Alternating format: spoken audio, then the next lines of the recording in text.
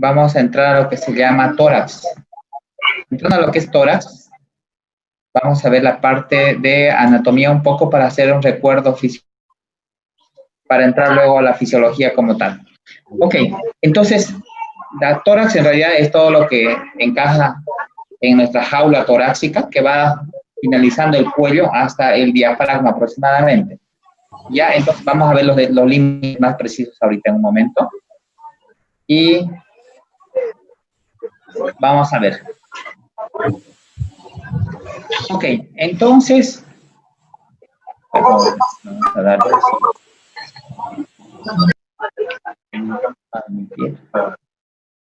muy bien. Entonces, en realidad el tórax es una caja que está compuesta tanto por huesos, por cartílago, por músculos, y que estas en realidad hacen y permiten que, uno, se proteja a lo que es los órganos internos.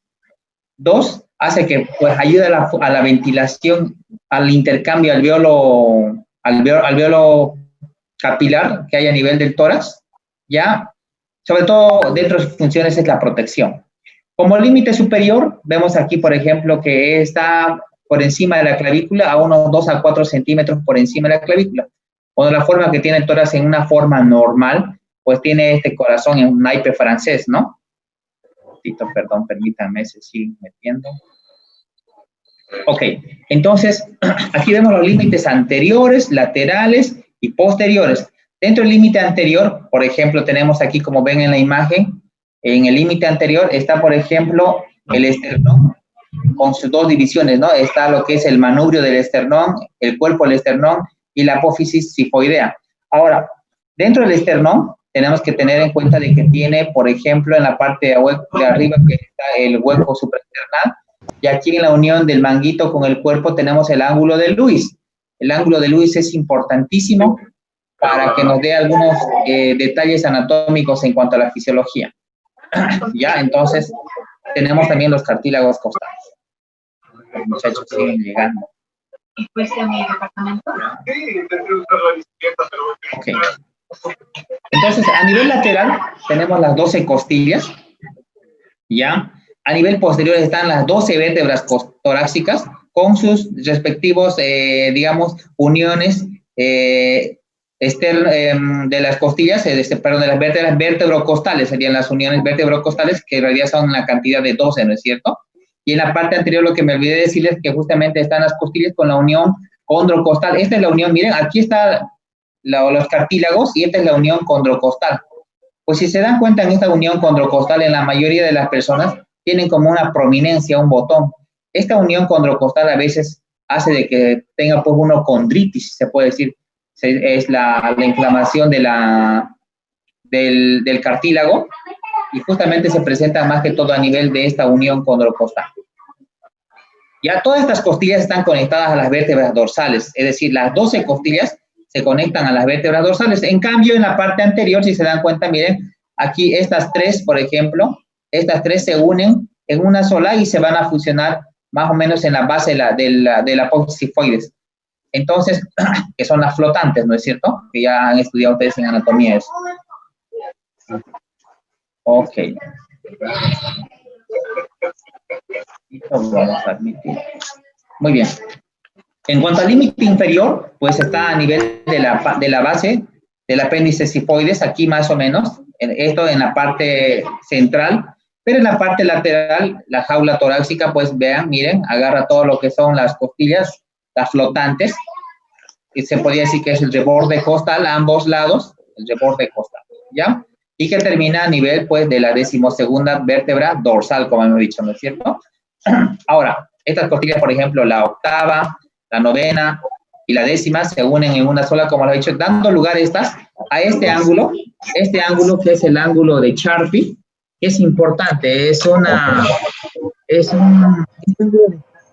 referencia anatómica que nos da para ver algunas partes este ángulo de Charpy. Por ejemplo, habíamos hablado de que en personas que son las ectomórficas tienen un ángulo de Charpy agudo. En cambio, por ejemplo, las mesomórficas es normal, más o menos 80 grados, ya en este ángulo. En cambio, las que son pígmicas tienen el ángulo obtuso, ¿no es cierto? Esto ya lo hablamos ya al principio, creo, en el primer tema, pero es importante hacerles recuerdo este ángulo de Charpy. Este es el ángulo de Charpy que hay que tener, no es lo mismo que el ángulo de Lewis.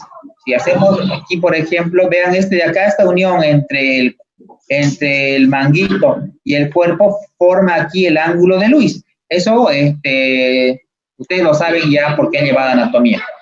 Entonces, el ángulo de Lewis, perdón, la prominencia de la apófisis, esta de acá, el ángulo de Lewis, que es esta de acá, y esta de acá, que es el ángulo de Charpy. Entonces, es importante que sepan dos, no se vayan a confundir. Ok. En cambio, en la parte ya posterior, por ejemplo, vamos a ver que justamente tenemos aquí las escápulas o los omóplatos, ya con sus respectivas apófisis, por ejemplo, que tienen a ambos lados de la escápula, su vértice inferior, la columna vertebral y las costillas, ¿no? 61. Entonces, para el examen del tórax hay que tener puntos de referencia importantes. Por ejemplo, por decirles, al lado del ángulo de Lewis vas a encontrar la segunda vértebra, el segundo espacio intercostal. Entonces, vemos aquí, por ejemplo, que el segundo es el hueco supraesternal, que corresponde más o menos a la segunda dorsal en la parte anterior. Ya, este es el hueco supraesternal. El ángulo de Lewis, que es esto más o menos, que corresponde al segundo espacio intercostal, le decía. Ya, la mamila, si se pudiera ver aquí bien la mamila, está entre el cuarto en muchas personas o en el quinto espacio intercostal. Ya, el apófisis de la séptima cervical, por ejemplo, que es el inicio de la jaula torácica, aquí, la unión entre la dorsal y la cervical, la séptima, es el inicio de la jaula torácica, y la apófisis espinosa, que es esta de acá, ya, del omóplato, que corresponde a la tercera vértebra, ya, dorsal. Y el ángulo inferior de la escápula, que es esta de acá, que corresponde a la séptima dorsal. ¿Se entiende, no es cierto? ¿Se entiende? Hola, hola. ¿Chicos? Sí. Se entiende, Okay, se entiende. Muy bien. Muy bien, entonces, a nivel de la musculatura, pues vemos algunos músculos importantes. En el cuello hemos visto, por ejemplo, el trapecio, el deltoides, aquí, por ejemplo, el pectoral mayor, por debajo el pectoral menor, los escalenos y los intercostales que están acá, que son muy importantes en el tema de la respiración, y un músculo que es el más importante de la respiración, internamente está el diafragma, ¿no es cierto? Ok, entonces los músculos de la respiración importantísimos son el diafragma, ¿ya? Que de acuerdo a la movilidad del diafragma, pues uno inspira y expira. Es el músculo más importante de la inspiración. Estamos los intercostales, que son estos, los intercostales, ¿ya? Que pues son intercostales externos e internos, ¿ya? Los externos, por ejemplo, aumentan el diámetro anteroposterior de la inspiración, y los internos disminuyen el diámetro transverso durante la inspiración. Luego está el esternocleidomastoideo en la parte de arriba, y el trapecio, ¿no? Que es esta parte que también ayuda en la respiración. Bueno, entonces hay compartimentos que le decía la cavidad pleural, que tanto izquierda como derecha. Aquí, bueno, se vería aquí la cavidad pleural, tanto izquierda como derecha, y el mediastino en la parte central, ¿no es cierto? Que recubre al pericardio, el mediastino, perdón, claro, el mediastino, que recubre tanto el corazón junto con el pericardio, ¿no es cierto? Ok. Y entrando ya a semiología como tal, tenemos que diferenciar nosotros en el tórax, pues 3 líneas importantes para dividir el tórax anterior. Y esto es pregunta de examen siempre, chicos. Las 3 líneas, ¿no es cierto? Estas líneas, por ejemplo, esta es la más importante, que es la línea medio clavicular. ¿Ya? Línea medio clavicular. Luego tenemos la línea axilar anterior y la línea medio esternal. Entonces, estas 3 líneas, pues, dividen al tórax en ambos lados. Miren, en ambos lados los dividen. Dividen al tórax en regiones. Y a nivel transversal, vamos a tener que está aquí, por ejemplo, la línea transversal de la clavícula, ¿ya? Y luego está, por ejemplo, la tercera costal, que es esta de acá, que pasa, más o menos ustedes ven, ven ustedes la costilla, segundo espacio intercostal, por debajo está justamente la tercera costal, y más abajo está la sexta costal. Entonces, estas dividen, por ejemplo, en 9 segmentos al tórax, ¿no es cierto? 1, 2, 3, 4, 5, 6, 7, 8 y 9. Ahora, en estas de acá. Si hacemos la división de estas medias de acá, por ejemplo, de la medio clavicular, tenemos, por ejemplo, 3 más a cada lado. Ya, entonces esto es importante más o menos para ver la ubicación de la región semiológica de algunos órganos. Por ejemplo, si vemos acá en este lugar, vamos a poder observar en la revisión semiológica si el paciente tiene ganglios, por ejemplo, axilares. O si está aquí por encima de la axis supraclavicular, por ejemplo, vemos ganglios que justamente te pueden orientar a alguna patología como tal. ¿Ya? Entonces, y a nivel posterior, pues vamos a tener aquí la línea vertebral, la media vertebral, que es esta de acá. Y esta tenemos, por ejemplo, a nivel del límite inferior de la escápula, en el vértice de la escápula se traza una línea media igual a ambos lados, líneas verticales, y tenemos aquí la axilar posterior. Estas se trazan las líneas verticales a nivel posterior del tórax. Y a nivel transversal, les decía pues que la espina del omóplato, esta te traza una línea a nivel de la espina del omóplato y otra línea a nivel del vértice del omóplato. Estas te trazan igual y se divide el tórax entonces en esas divisiones, ¿no es esto? Transversal y vertical. ¿Ya? Ok. Entonces con esto definimos más o menos los planos del tórax, tanto anterior como posterior. ¿Ya? Si ustedes, por ejemplo, se van a referir, por decirte, por decirle una lesión que se ve acá, entonces pueden decir ustedes entre línea medio esternal y media esternal. ¿Ya? Y pueden decir, por ejemplo, en el cuadrante, sería 1, 2, 3, 4, en el segundo cuadrante, en el segundo cuadrante, por encima de la tercera costal, para referirse a una lesión que hay ahí, por ejemplo. ¿Ya? O más fácilmente, como se hace, hay otra división, ¿no? Que es más inespecífica, que se trata la medio esternal y una que se traza por las mamilas. Y estas ya dividen, digamos, en cuadrantes igual al tórax. ¿Listo? Pero esta es la más específica, esta tienen que saberla. ¿Listo? Y pues bueno, a nivel lateral hay otras 3 líneas que dividen a la jaula torácica. Está la axilar anterior como tal, la medio axilar y la axilar posterior. Entonces, esta sobre todo para diferenciar algunas cadenas ganglionales, tanto anteriores como posteriores, en el caso de que hubiera, ¿no? ¿Listo?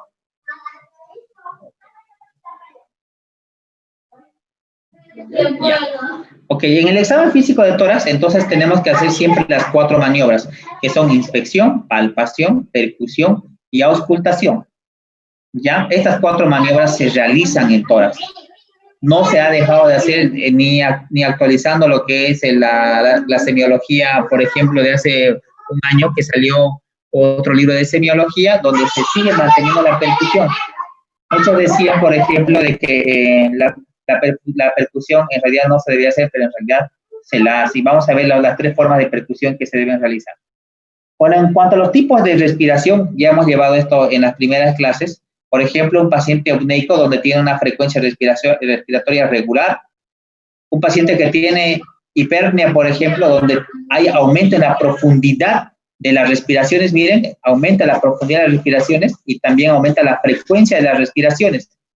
Y en una taquipnea donde solamente aumenta la frecuencia de las respiraciones, pero no la profundidad. Es importante que sepan esto. Aumenta la frecuencia respiratoria, pero no la profundidad. La bradipnea, en cambio, es la disminución de la frecuencia respiratoria. El apnea, por ejemplo, donde no hay respiraciones. La de Cheyne-Stokes es esta que, pues, en un inicio empieza a tener un incremento en la ventilación y en la frecuencia, y luego hay un momento en que cede y llega un momento de apnea, donde nuevamente llega a incrementar nuevamente. El de Biot, por ejemplo, que está aquí, que es irregular, ¿ya? Y el de Kussmaul, que pues en realidad aumenta la frecuencia respiratoria y la profundidad, ¿no es cierto? Que se ve en estados acidóticos. Bueno, en el plano de exploración, le decía aquí, hay que revisarlas por zonas. Zona supraespinosa por encima del omóplato, ya la zona escapular externa que está por fuera de la escápula, la zona inferior, y bueno, en realidad según lo que habla acá. Entonces, aquí, por ejemplo, les he colocado la frecuencia respiratoria que una persona debe tener normalmente de acuerdo a la edad. Y para una persona adulta, que la mayoría de todos nosotros somos, debemos tener una frecuencia respiratoria entre 10, 14. Los libros de semiología te dicen entre 12, máximo hasta 16. Límite normal alto, 20, por ejemplo. Límite normal bajo hasta 10, ¿ya? Para tener más o menos parámetros de referencia en cuanto a la frecuencia. Miren, en un niño, por ejemplo, de 20 a 40 como parámetro. Ahora, los tipos respiratorios que normalmente se presentan en diferentes personas. Tenemos una respiración costal superior, que se presenta, por ejemplo, en una mujer adulta o en un paciente que tiene, por ejemplo, una insuficiencia respiratoria aguda o una patología crónica. Respiración costal superior. Esta parte es la que más se mueve, se puede decir, esta parte. En cambio, la respiración costal superior es justamente esta parte que se mueve. ¿En qué paciente? Esto, por ejemplo, en los pacientes delgados, adolescentes, es más que todo, respiramos y es esto que se va hacia abajo, ¿no? Con la ayuda del diafragma, lógicamente. En cambio, en este, por ejemplo, tiene dificultad hasta para la misma expansión porque ya tiene totalmente distendido. Entonces, esta parte anterior nada más es que se mueve. Y es, como le decía, costal superior, costal inferior, o muchas veces la abdominal. En esta, por ejemplo, uno respira con el tórax y también va, y hay un incremento, digamos, en el abdomen. En los niños, por ejemplo, y en los hombres adultos, nosotros como hombres normalmente tenemos esa respiración. En cambio, las mujeres tienen esta costal superior. Ya miren esta, por ejemplo. Esta es tóraco-abdominal y esta más es torácica, que se ve en la mujer, por ejemplo, en el hombre se ve. ¿Ya? Hay otra respiración que es una respiración paradójica, donde normalmente, por ejemplo, la respiración paradójica tiene que ser, la respiración es simétrica. Ahora, cuando hay una fractura costal, cuando tenemos un hilio paralítico, cuando tenemos, por ejemplo, una parálisis de algún nervio, y en este caso afecte, por ejemplo, al diafragma o a los intercostales, vamos a tener una respiración paradójica. Y esta es la que se ve, miren, totalmente, asimetría completa. Mire, puede ser que el diafragma de un lado, siento que el diafragma va a ambos lados, puede ser que el diafragma de un lado ascienda y el otro no ascienda y se empieza la respiración paradójica. Complicado porque muchas veces estos pacientes hacen una acidosis respiratoria. Muy bien. Entonces, vemos otro signo que es importante, es el tiraje. En los niños se presenta frecuentemente, que es el tiraje subcostal. En los niños, por ejemplo, que se internan, que esta patología es frecuente por las cuales llegan a la emergencia de los maternos, por ejemplo, de los maternos infantiles, estos pacientes tienen generalmente bronquiolitis, que no es más que una infección respiratoria alta ocasionada por un virus, y este virus entra, pues, y empieza a tener bastante secreción. Imagínense que se agripe de la nariz, pero así como se agripa de la nariz, pues se agripa de los bronquios, y los bronquios empiezan a tener una transsudación y estas van a provocar una disminución en el espacio, digamos, bronquial. Se llena de secreción el espacio bronquial en un niño. Entonces, esto va a provocar este tiraje, ¿no? Hace que, por ejemplo, los intercostales se adentren hacia adentro. Este es el tiraje que muchas veces se ve, como decía, en niños. Pero ocasionalmente se presenta esto en adultos. ¿En qué tipo de patologías? Por ejemplo, en un paciente que tiene, por ejemplo, EPOC, o un paciente, por ejemplo, que tiene, por decirles, un derrame pleural bilateral, donde por el volumen no se pueda mover y él hace un esfuerzo, aparte de tener, digamos, una taquipnea, hace inspiraciones como taquidas profundas, pero no llega a meter. Entonces se llama tiraje subcostal. Miren aquí pacientes con disnea, por ejemplo, que puede ser de diferentes causas, ya hemos hablado de la disnea. Ok. El tórax normal es este, por ejemplo, ya, en el hombre y la mujer puede ser una forma de cono truncado. Imagínense un cono que se trunca, ya, esta es la forma normal. Ahora, las variaciones fisiológicas de este cono, pues puede darse en el longilíneo, en el brevilíneo y en el normalíneo, pero manteniendo siempre esta forma de cono. Ahora, otra forma, por ejemplo, de tórax es un tórax cilíndrico, como ven acá. Miren, cilíndrico que se ve justamente como se ve en la imagen en los niños o en los lactantes, ¿ya? Esto va desapareciendo conforme el niño vaya creciendo. Ok, a ver, sigamos. Formas ya patológicas de tórax, tenemos este tórax piramidal, miren. Hay una prominencia en la parte antero inferior, de la caja torácica a la altura del apéndice sifoide por un excesivo desarrollo. ¿En qué paciente se presenta esto? En pacientes que tienen síndrome de Marfan. El síndrome de Marfan no es más que una alteración genética, ya donde el paciente tiene deformidad del tórax y otro tipo de patologías más. Tiene, por ejemplo, una patología cardíaca intensa y generalmente a veces hasta cierta edad es incompatible con la vida. Este otro tipo de tórax es el tórax telescopado, que es este, ya propio de la enfermedad de Paget. La enfermedad de Paget, si ustedes recuerdan y hacen una revisión, hay una enfermedad que puede ser autoinmune, ya, y esa pues da esta forma, ¿no? Este tórax. Hay un acortamiento de tórax, hay un acortamiento del tórax que se suma a la forma que se llama clavícula. Perdón, niños,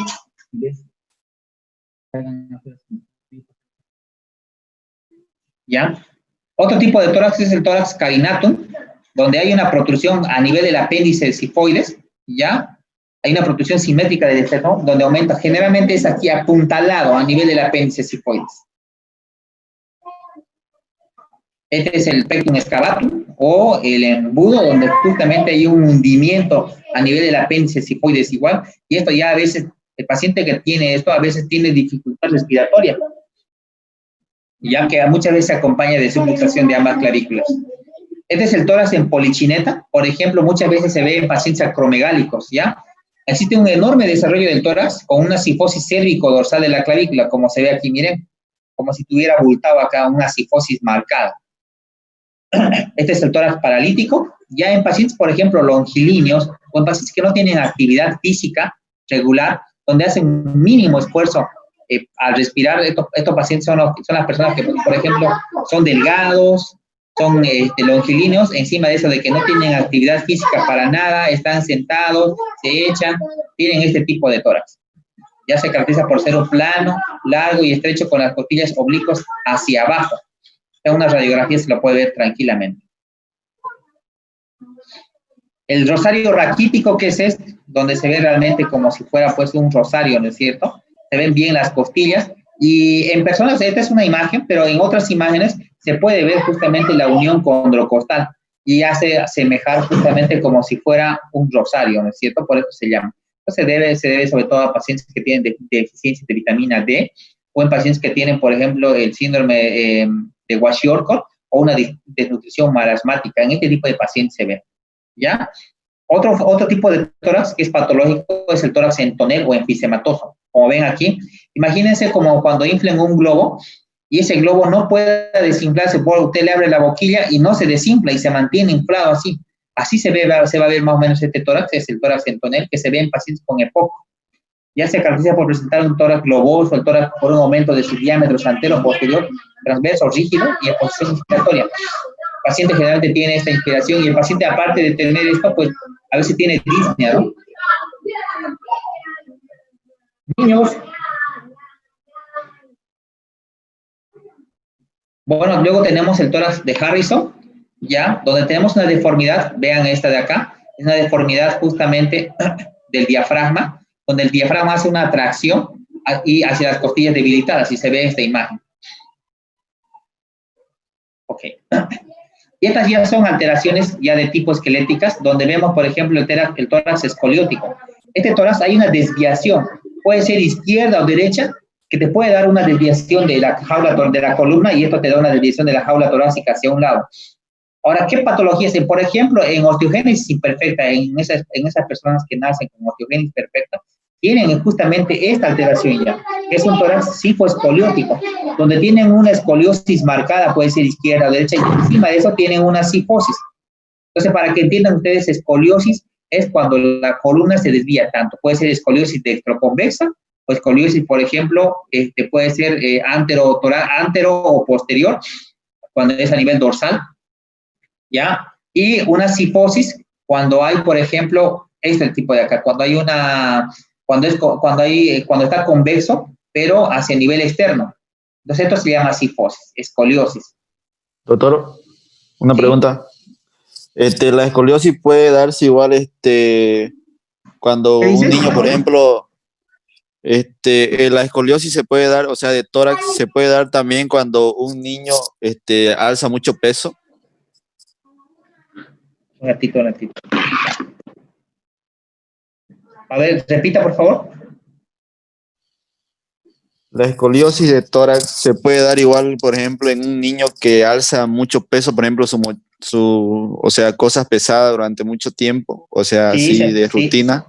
exactamente, se puede dar. Se puede dar completamente. ¿Alguna otra pregunta más? Miren, chicos, para terminar, por ejemplo, en esas personas que alzan, normalmente en la parte oriental, alzan canastas en la cabeza, ¿no es cierto? Alzan canastas en la cabeza y se colocan y andan hasta kilómetros. Los ayoreos, por ejemplo, andan con sus canastas y estas, aparte de provocarte artrosis cervical, te provocan, pues, justamente esta patología, te provocan escoliosis dextroconvexa o puede ser, no sé cómo se llama, dextroconvexa y la otra al lado izquierdo, ¿no es cierto? O una cifosis.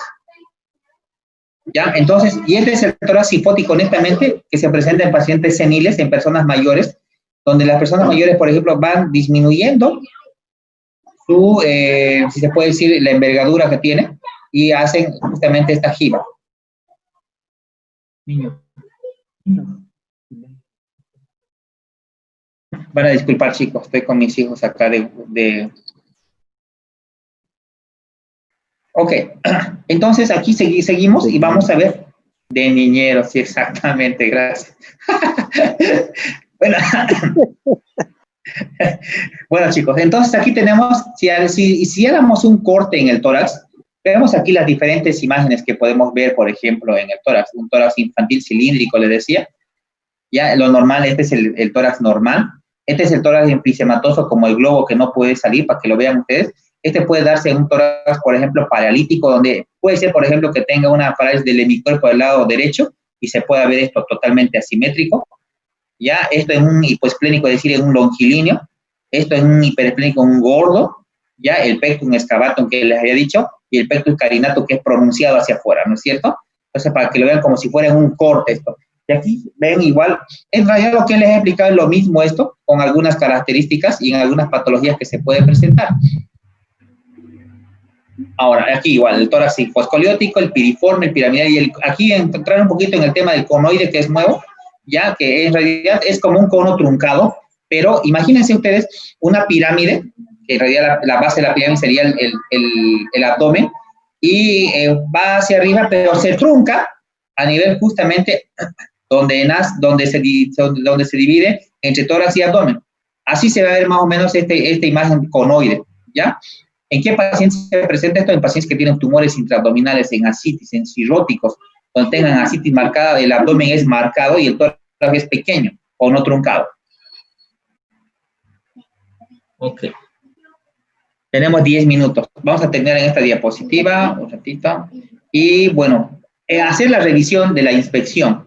En la inspección del tórax podemos ver tantas cosas, chicos. En realidad es importantísimo decirle que se saque la polera o que se saque la camisa al paciente para ver desde tatuajes, lesiones primarias, secundarias. Miren aquí lesiones, asimetrías del tórax. Es importante ver, por ejemplo, si tienen lipomas o no tienen lipomas. Vemos aquí, por ejemplo, las lesiones primarias y secundarias que les había dicho, las púrpuras, hasta en radiografía se podía ver en todo caso. Miren aquí un cuerpo extraño. Bien, entonces también podemos ver aquí, por ejemplo, algunas lesiones como por ejemplo los nevus aracniformes. Aquí, por ejemplo, esto se ve en pacientes que tienen, por ejemplo, algún tipo de neoplasia. Esto es herpes zóster, por ejemplo. No se olviden que el herpes zóster siempre sale a nivel de la metámera, de una metámera nerviosa, porque el nervio está afectado y se supera, digamos, o sale a nivel de esa metámera. Toda esa parte de la metámera afectada del nervio se va a ver estas lesiones ampoliosas confluyentes, ¿ya? O en actinomicosis pulmonar, miren en la imagen cómo se ve. Vamos a terminar acá.